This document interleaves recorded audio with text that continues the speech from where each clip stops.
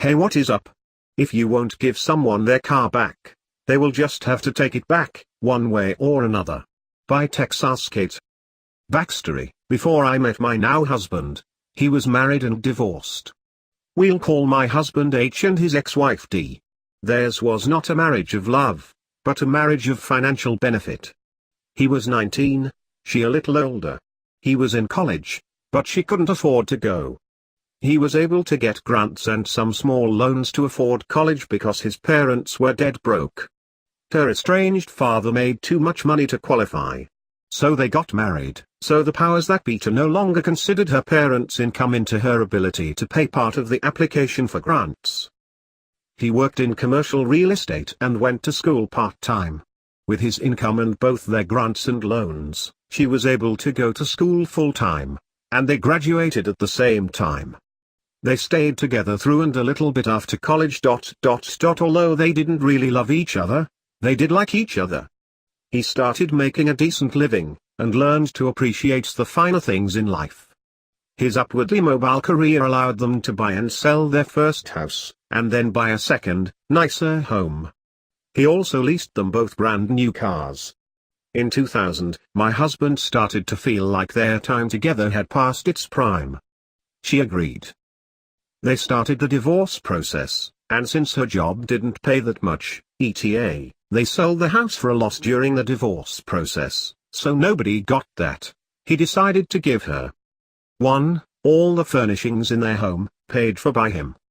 2. Agreement to finish out the remaining months on her very nice SUV's lease, in his name, and $500 plus per month, ETA, which, if included the divorce decree, and not as a separate agreement attached and referenced in the decree, is considered alimony in our state, regardless if it's called by the name alimony in the decree or not, and as such, can be altered if the supported spouse remarries or either party has a significant change in income. In this case, she remarried, her marital income more than tripled, and H's income was $0 for an, at the time, unknown period of time. 3. Half of his, not inconsequential, savings and retirement accounts, 100% funded by him. She always spent any money she had left after bills on shoes and clothes. Never opened or contributed to a savings account.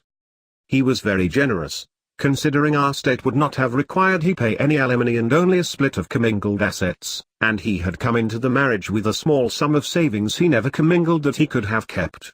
They used a divorce in the box type place that does non-contested divorces on the cheap. They were amicably divorced 90 days later, and both dating their future spouses within a few months of that.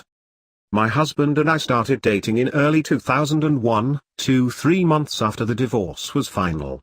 A year and a half after the divorce, I moved in with my husband, and she married her extremely well-off, financial boyfriend. Her screw-up. A few months later, my husband really wanted to make an upward job change, different position in the same industry, which would significantly lower his income for a short time, $0 for at least 4 months, and then a slow but gradual increase, resulting in significantly more income after about at least a year of ramp-up. My income could just barely cover all our bills, my, soon-to-be, car payment. My car was on its last legs and I desperately needed a new car, and his car payment, but I didn't have enough to cover his ex-wife's $500 plus a month, car payment. He decided that, since Dee was remarried, he should not have to continuing paying for it and should be able to take the car back, and I could drive that instead of buying a new one myself. He thought it was fair, and he read his divorce decree and felt it was possible. We consulted a lawyer, who agreed that asking for it back was fair. And although it wasn't written into the divorce decree as alimony, it will likely be treated as such if they ended up going to court, so he had a good chance of winning. H called Dee to explain the situation. He asked her for the SUV back, but she said no and ended the conversation. He called her a week later, and asked again, stating that if she still refuses, he will take her to court. She said she had spoken to her husband, and they weren't going to give the car back. As an alternative, H asked if they could take over paying all, or at least some, of the car payment, as the $500 plus a month would negatively impact his career advancement. They said they spoke to a lawyer and refused to pay a penny of the payment. On to the next option, court. Our lawyer had laid out a plan for doing it without representation, so he went to the courthouse the next day and filed his complaint. A few days later, Dee calls and said she had been summoned by the court, and she and her husband wanted to come over and see if they could work something out without going to court. Great. We figured she had seen that these $500 plus car payments were basically alimony, and she really can't have her ex-husband paying for her car now that she's remarried. She's seen the light. But this is our ProRevenge. We know better than that. The night she and her husband came over, their solution was not to give the car back. No, their solution was, he turn in the $500 plus a month vehicle, pay the early lease termination penalty, and get her a new 36-month lease on a different, cheaper car. Say a $250 one. Considering there were around 18 months left on the $500 plus a month, that would actually cost him more money in the long run with the penalty. That was a big no. H just reminded me we made a third attempt at a compromise. We asked that they take over the payment until the time at which his income returned to the pre-divorce level, by agreeing to share his pay stubs on a monthly basis to verify he was still below thresh. Once he was back to earning what was at the end of the marriage, he would take over the payments again. She said, well, I talked to a lawyer, and he doesn't think you have a snowball's chance in hell of winning in court. Okay, have a good night. Bye. And out they went, feeling like they won. The court date came, and H shows up in court. D? Nowhere to be seen. His case gets called. Still no D. The judge reads the complaint, listens to H's story, and makes his judgment. Paraphrasing, I don't think my ruling would be any different had she showed up to court, but we'll never know. I hereby declare a default judgment in favor of the plaintiff. Once H received a printed copy of the judgment, he hatched his plan. 1. He called D, told her he won the case and asked her for the keys. She said no and hung up on him. 2. He went to the dealership to order 2 new keys. He had the van, and the car was in his, so no problem there. 3. He knew where she worked and her schedule. He ordered a tow truck and requested a sheriff's officer at 3:45 for the next afternoon at her work.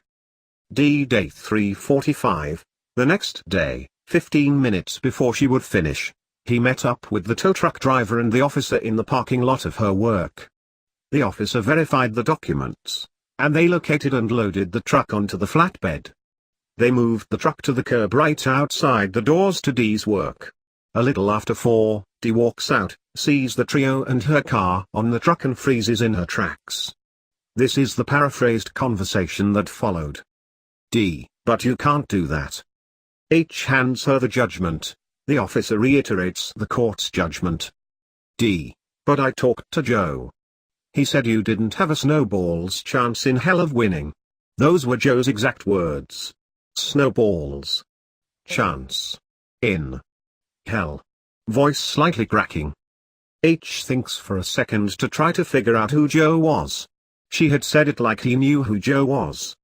He tried to figure out a lawyer they both knew named Joe, but he could only think of their mortgage broker, Joe. H, Joe? Like our mortgage broker, Joe? Your lawyer is a mortgage broker? D, yeah? He said that it wasn't written into the divorce decree as alimony, so you couldn't take it just because I got married. H, well, the judge may or may not have agreed with you and Joe, but since you never showed up to court, you lost your opportunity to find out. She was left mouth opened, catching flies. He shook the officer's hand, thanked him for his time, said to the truck driver I'll meet you back at my house, said goodbye to Dee, and walked away. Just when H neared his car, she screamed, how am I supposed to get home? He replied, call that pansy ass of a man you call a husband that was okay with his wife's ex-husband supporting her. They get back to our house, unload the tow truck, and the driver was laughing his ass off. When he was finished he said that was the best thing I've ever been a part of on the job. He ended up discounting the tow by a bit, saying that's to make up you for having to be married to that entitled woman. I sold my SUV within a week, and I took over the payments for his ex's car. Their divorce was no longer amicable. We got married, had a kid, and lived happily ever after. Moral of the story: pay for your own shit and don't no-show if you've been summoned to court. Even if you think the plaintiff doesn't have a snowball's chance in hell of winning. Rather. Especially if the plaintiff doesn't have a snowball's chance in hell of winning.